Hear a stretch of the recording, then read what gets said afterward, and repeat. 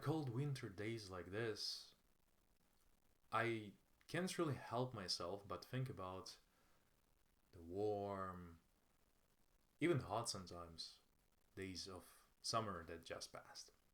And I thought it would be a perfect time and place because I am back to my beloved capital city of Ukraine, Kiev, to remember what I visited in the summer and tell you a bit more about this beautiful place.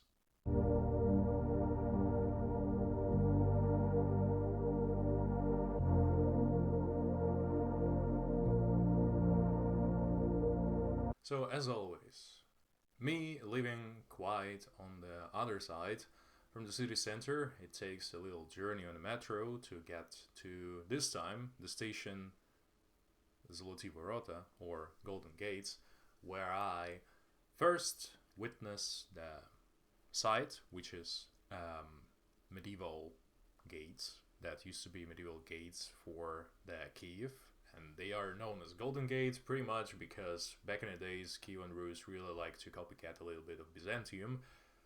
I don't know, I mean fashion, I guess. So they wanted to build something similar like the Byzantium had in Constantinople. So the gates like this became the entrance into the medieval Kiev.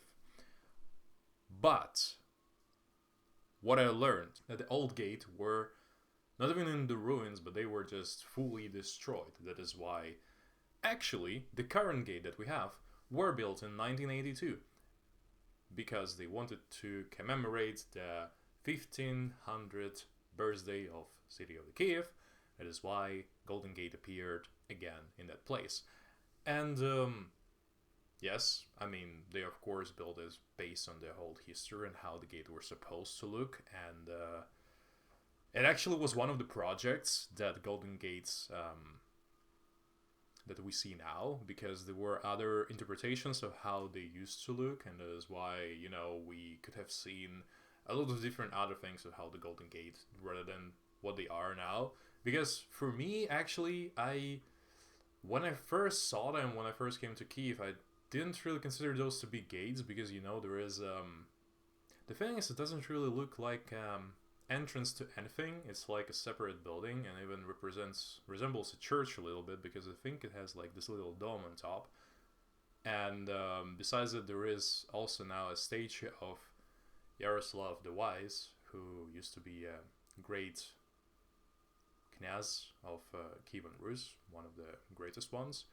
Not as great as Volodymyr the Great, his father, but hey, there could be only one great, huh? But me starting off from that particular place, I went further through the Volodymyr Street. Well, you can see the connection because technically the Golden Gate connects a sort of appears in between two streets of father and son, Yaroslav Mudry, or the Wise, Val, and the Volodymyr's Street. So if we go further through the Volodymyr Street, we're getting into one of the other pearls of Kiev, and this is one of the other things that are protected by UNESCO, which is the Sophia's Cathedral. St Sophia's Cathedral, of course. So what is so peculiar about the church? Well, remember Yaroslav the Wise? This dude pretty much was standing behind the building of this church, cathedral. And that means that it is almost 1,000 years old, which is pretty old for any building that you can find anywhere around Europe. You know, wars and other things happening all the time, so it's quite a miracle. Some buildings are still managed to live through so many years. Well, if you want to know the story how this thing appeared, remember another fact that I mentioned.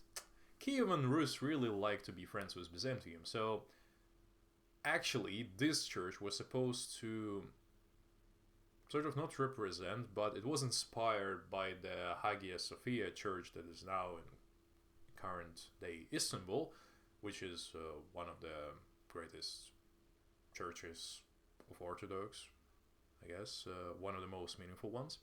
And based on that, Yaroslav decided to build a similar church after they had a win over the Pechenegs. And Pechenegs, this was one of those annoying nomad tribes that were always trying to sneak onto the Kievan Rus and trying to grab a little bit of land. So besides the commemoration of such a victory, of course, the building is not as pristinely same as it was when at the time it was built. Of course, for all these ages, there were different things that happened to it. That is why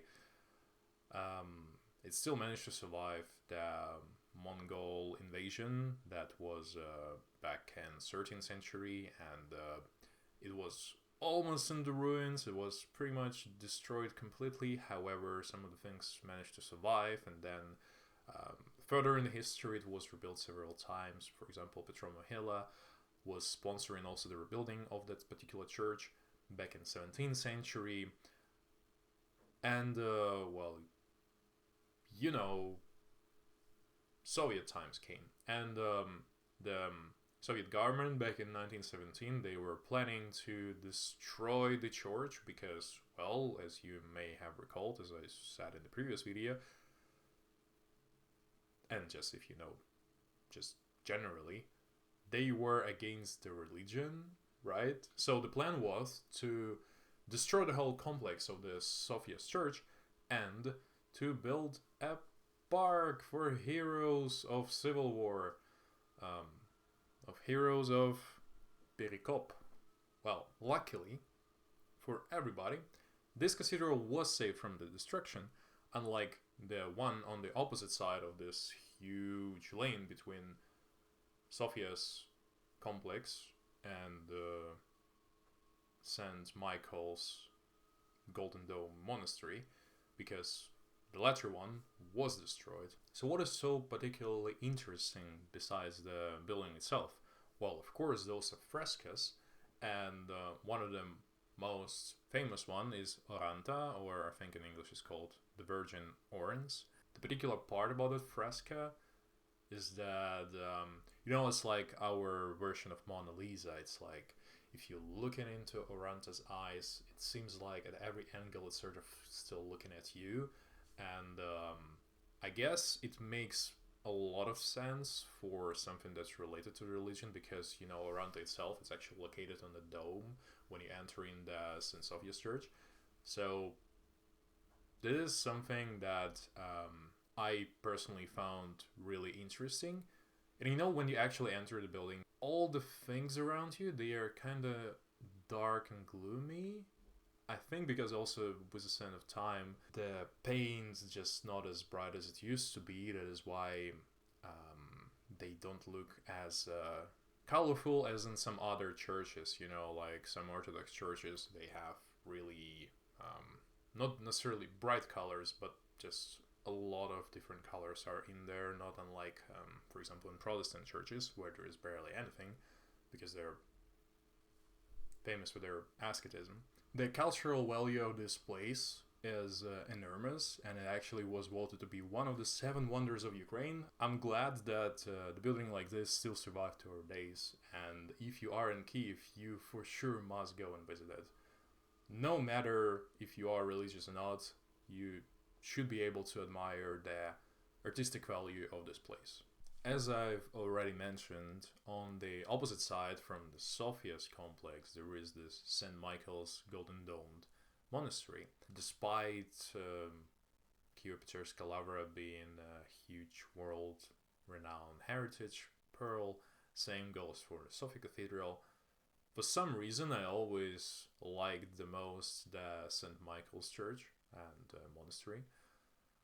I feel like because a combination of baby blue and or maybe azure color of the building and the golden domes, that's what really grabbed my attention, and I really liked the way the aesthetics of this place looked. And as already mentioned, back in the Soviet times, this monastery wasn't preserved, and of course, when initially it was also started off in 12th century, so could have been quite an old place, and was again built based on the Byzantium model of how they used to build the churches and monasteries. So for that part, that used to be a memorable place, and again, during the Mongol invasion, it was seriously damaged, stole all the gold-plated domes that were there on the building. So further ahead, despite being in ruins for quite some time, because the Mongol invasion that lasted for quite a long time span. After this, the monastery came back to life and was rebuilt, and was functioning for quite a long time until the Soviet times came, as I already mentioned. So there was the study that was made in order to justify whether this site is actually worth preservation or not. The decision they made was, well, it doesn't have any cultural value anymore. We can safely demolish it. So that's what they did. And they destroyed the place and wanted to build a new administrative building so they can transfer the administration of the Ukrainian SSR to Kiev from Kharkiv. So the actual restoration of the monastery only started after the Ukraine gained independence from the Soviet Union. The official opening of the Golden Dome Cathedral was held in May 1999. However, they fully was finished only in 2000. I'm quite surprised that actually the whole restoration of this place happened already in my lifetime. That it's crazy to think about how well done it was, because I didn't really think that it was that modern. It's just 22 years old since the restoration. 21. Yeah. So it's crazy. It's crazy how well that was done. We go and pass through the Kyiv funicular that usually takes people from Poštova Square to the top of the Vladimir Kalva, and right next to the Ministry of Foreign Affairs / right next to the St. Michael's Monastery. And if we go and pass through that in the direction of Andriyivskyy Descent, we'll be able to see some other important landmarks. First of all, of course, after the name of Andriyivskyy Descent, there is St. Andrew's Church. The church itself was built in the mid-18th century. Pretty much that particular place for the church is considered to be the place where the Andrew the Apostle foretold that there will be the great future for this place in terms of creating the Christianity for the Slavic lands, and Kiev indeed became an important place for that, and thus to commemorate that particular situation, this church was built. St. Andrew's Church is a meaningful symbol that shows us where the start of Andriivskyy Descent, really a particular street of Kiev where a lot of different other sites are situated, but we'll get there a little bit later. Close by to the St. Andrew's Church, there is the Church of the Tethys, or Church of the Dormition of the Virgin. It actually used to be the first stone church that was built in Kiev, and unfortunately currently we're only able to see the foundation of the church. There is not much left. It was ruined during the Mongol invasion, as you may have guessed it. It was rebuilt back in the 19th century by the initiative of the Eugen Bolkhovitinov, who was the Metropolitan of Kiev. However, it was destroyed again by, of course, I guess it again, Soviet regime.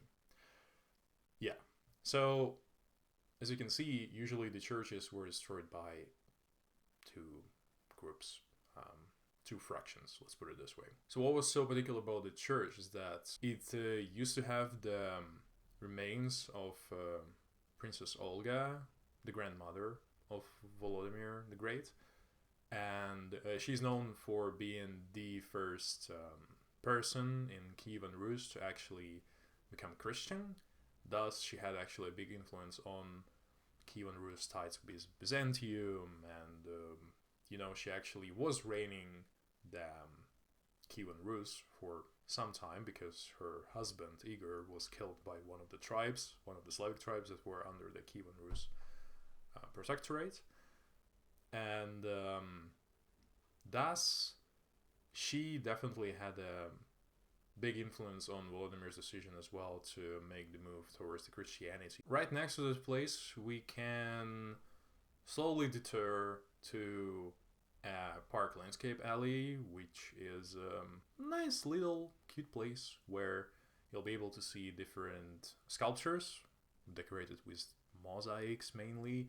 And they usually refer to certain fairy tales, for example, like Alice in Wonderland, or some more like kids' stories. However, artistically, it all looks interesting, and not necessarily it looks super childish, and I find myself, sometimes just checking that place out because some of the sculptures look even a little bit bizarre, but also beautiful. So for those who are in the whereabouts of the Andriyivskyy Descent, which I think most of the people visiting Kiev and wanting to visit different sites are, just make a little detour and check it out, because it's worth your time, and it's just about 5 to 10 minutes for you to walk all the way for it. And then if we walk through the Velika Zhytomyrska street, where there are also a bunch of different interesting buildings, as well as murals. I feel like murals also became quite a big thing in Ukraine in general, and in Kyiv in particular. And finally, we go into the Andriyivskyy Descent. So what is so particularly interesting about that place? It's usually being regarded as a Montmartre of Kyiv, so you can expect this to have a lot of different older style buildings. The streets itself are actually paved with the cobblestone, and what used to be a bit annoying of that place is that there were so many people selling the paintings and souvenirs and some old stuff just in general, so it was so hard to move through the pavements. Luckily now they changed it, and I think most of the times it's like a pedestrian zone as well, at least on the weekends. So it definitely made this place to walk through nicer, and they managed to reconstruct a bunch of places. So I remember how not as exciting it used to be maybe even 10 years ago, and what happened to it right now. I'm actually gladly surprised, not surprised, but I'm happy to see that this place is thriving more than ever, at least in the Ukrainian modern history. So besides just the looks of this place in general, and because it's a descent, it's not super a direct street, it just goes also in some waves, so you can have different angles to look at it, and go and check out different museums or theaters. For example, there is the famous Mikhail Bulhakov house, so he used to live exactly on Andriivskyy Descent. And now in his house there is a museum, and if you've never heard about this name, Mikhail Bulhakov is an author of Master and Margarita, which is one of his most famous books that he written. Also the Dog's Heart, Собачье сердце, is another thing that he created, and he used to be quite a significant and particular author that used to live on that particular street. That is why for him having quite a big fan base, and understandably so, because his stories are interesting and untrivial. That is why for those who are interested in the more day-to-day story of the author, they can visit the museum that is now located in his house. Besides that, in particular, there is also the infamous theater on Podil. Infamous it was because when initially it was built, it didn't really correlate with the architecture of the street, which is much more 19th Ukrainian Baroque kind of style, rather than the just squarey black cube as they put it initially. I think they did finish it, so it doesn't look as out there as it used to at the very first days when they were about to open it. But I feel like this place is not necessarily famous for its architecture, but more for like, as they build this new theater, they managed to fill it in with the better equipment that there used to be. So for those who are interested in theater, just recommendation of visiting it, because There are some particularly good plays that are happening in there, so just go and check it out, and hopefully with the new equipment that actually works it. There has been a little bit of a backlash when the people first put it there. There were a bunch of memes happening around that building in particular. So all in all, it became quite a landmark for Andriyivskyy Descent as well. Besides that, there are some other places like Zamkova Gora or Castle Hill, which is this mysterious place. There used to be a castle back in the 12th century or 13th century. However, after that it was demolished and destroyed, and it is part of the Bold Hills, so to say, where the witches used to go in and making their witch things, I guess. So that's why this place is a bit more mysterious. Yeah. Besides that, there are some other theaters like Theatre de Ville, Colosseum, or there is the One Street Museum, which is, as you have guessed, this is the museum dedicated to that particular street with some different little tiny artifacts from the past of the street. So it is tiny, nice, cute little museum that it's worth visiting when you're already there. So all the way down, as we would move further down from Andriyivskyy Descent, we'll be able to step into the Sagaidatchny Street. Sagaidatchny used to be a famous hetman of Ukrainian Cossack times. And as we will be progressing towards back to the post square metro station, we'll be able to see the Kiev River port, where you can take a ferry or a boat to go along the Dnieper. I pretty much took a walk alongside the river, which I never did before. So I decided to go all the way to another station of the metro. So I just passed through some fishermen, some couples just sitting there and chilling next to the river. And on the other side, there are also the beaches where people can actually go and chill and sunbathe and even swim if they are reckless enough to swim in Dnieper. I don't know if it's safe. I think it should be safe, because some people do that and leave their life, so I guess it's fine. We'll be able to also see a little bit of other small sites on the side of the waterfront. For example, the Goreliev of Vladimir the Great. We already learned about him a lot. Yeah, I think that will be it. It has been my pleasure to take you on this little journey about another group of the sites in Kiev. I was your gladly guide, Bolashkonda. Leave your reactions down in the comments. I will be happy to read all of them and to answer any questions you have. Or if you have any comments or concerns about me not being fully right about certain things, I would gladly challenge my own knowledge and change my ignorance into wisdom of yours. Yeah. Okay, thank you very much.